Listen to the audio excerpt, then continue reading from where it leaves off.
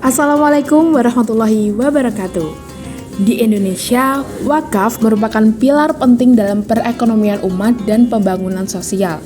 Video ini akan membahas wakaf secara menyeluruh, mulai dari sejarahnya hingga implementasi modern, khususnya di Jawa Timur yang memiliki potensi wakaf yang sangat besar.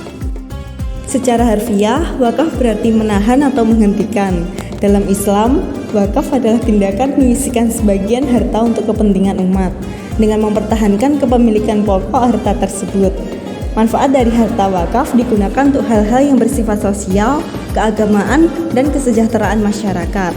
Di Indonesia, wakaf telah dikenal sejak masa prakolonial, terutama dalam pembangunan masjid, pesantren, dan fasilitas umum lainnya. Pada masa kolonial, meski kurang mendapat dukungan, praktik wakaf tetap berjalan di tengah masyarakat. Pasca kemerdekaan, perhatian terhadap wakaf semakin meningkat, terutama setelah diterbitkannya Undang-Undang Nomor 41 Tahun 2004 tentang wakaf. Badan Wakaf Indonesia atau BWI sebagai lembaga independen memiliki peran penting dalam mengembangkan wakaf.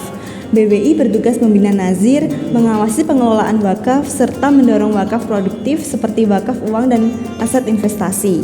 Upaya BWI juga mencakup edukasi masyarakat agar wakaf tidak hanya dipahami sebagai bentuk ibadah, tetapi juga sebagai instrumen pembangunan sosial dan ekonomi. Dengan pengelolaan yang baik dan kolaborasi lintas sektor, wakaf berpotensi besar menjadi solusi dalam meningkatkan kesejahteraan dan keadilan sosial di Indonesia. Jawa Timur memiliki potensi wakaf yang sangat besar dengan jumlah 78.825 bidang tanah wakaf seluas sekitar 5.006 hektar hingga tahun 2025. Namun potensi besar ini masih menghadapi sejumlah tantangan, terutama dalam hal legalitas. Data menunjukkan bahwa baru sekitar 51% bidang tanah wakaf yang telah bersertifikat. Artinya, hampir separuh dari tanah wakaf di Jawa Timur masih belum memiliki kepastian hukum yang jelas.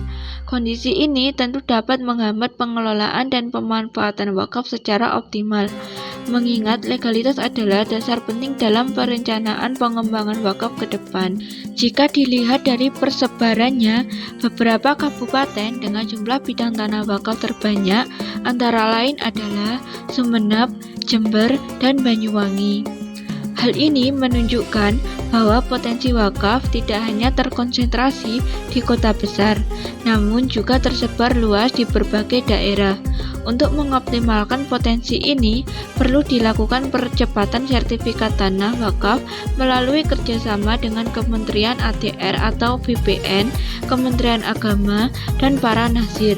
Selain itu, edukasi kepada masyarakat tentang pentingnya legalitas tanah wakaf juga sangat dibutuhkan, agar proses sertifikat tidak hanya mengandalkan program pemerintah semata. Lalu, kenapa masih banyak tanah wakaf yang belum bersertifikat? Ada beberapa tantangan yang dialami, antara lain, yang pertama, pewakaf belum memiliki surat tanah yang lengkap.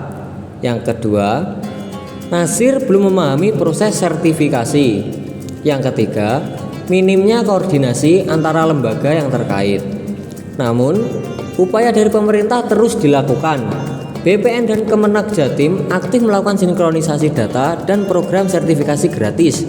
Misalnya, per April tahun 2025 sudah ada 4.183 bidang tanah wakaf yang berhasil diproses dari targetnya sekitar 56.000 lebih. Masih jauh sih, tapi progresnya jelas. Kenapa kita harus peduli? Karena wakaf bisa menjadi solusi ekonomi umat. Dengan pengelolaan profesional, wakaf bisa digunakan untuk membangun rumah sakit murah, sekolah bebas biaya, program beasiswa, sampai pendanaan usaha UMKM. Dan semua itu bisa dilakukan tanpa hutang atau riba, karena modalnya dari harta wakaf yang dikelola berkelanjutan. Wakaf bukan hanya sekedar amal jariah, tetapi juga merupakan instrumen penting untuk pembangunan ekonomi dan kesejahteraan umat. Mari kita bersama-sama memajukan wakaf di Indonesia untuk masa depan yang lebih baik. Semoga video ini bermanfaat. Wassalamualaikum warahmatullahi wabarakatuh.